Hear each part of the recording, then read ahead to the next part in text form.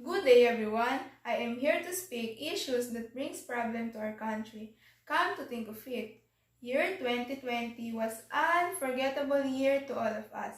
A tremendous change happened to the whole world. In our country, the first calamity that occurred was the eruption of Taal volcano. Our fellow Filipinos, especially the Batangueños, experienced difficulties on how they can return their houses, crops, and living that has been destroyed by volcanic eruption. Then, last 20th of January 2020, all of the unexpected and tough things happened because that's the time when the first case of COVID-19 was reported here in our country. After days and months, things become worse. The virus from China spread in many parts of the world, including our country, and no one was ready for that. Everybody was shocked and affected when they heard the news that our country will be on lockdown to prevent the spread of the virus. The quarantine rules were set, and because of that, many people will no longer able to work, and there are also others who lost their jobs permanently. Most of the restaurants, stores, malls, and factories were closed. The effects of these rules are pronounced in countries with high poverty rate. The high poverty rate of the Philippines means that the pandemic is affecting the most vulnerable. The ECQ has affected thousands of informal settler workers, including daily wage laborers and their livelihood. Consequently, their families are finding it difficult to pay for food, medicines, and other basic necessities. In the formal sector, there will be some job and income losses for contract and temporary workers in the construction and services sector. Rising of economic costs, social anxiety, hunger and poverty, especially among the already vulnerable segment of this country, will be grave.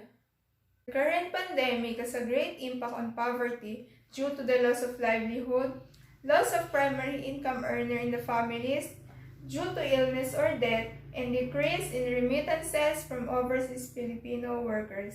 This tough battle of pandemic is really hard. How can we overcome all of these things? Imagine the people who are suffering from dreaded disease, those who are weak, dying of hunger and thirst because they don't have money to buy their foods, children living on slum areas, babies or old people who was abandoned by their families, students who decided to stop studying because they cannot afford online or distance learning. It's so sad to note that we are experiencing in this situation. Poverty is a big problem to our country, especially now that we are in pandemic. The government has declared that the contingency fund was already used during the ECQ days. How can students like us help our fellow Filipinos who are suffering from poverty?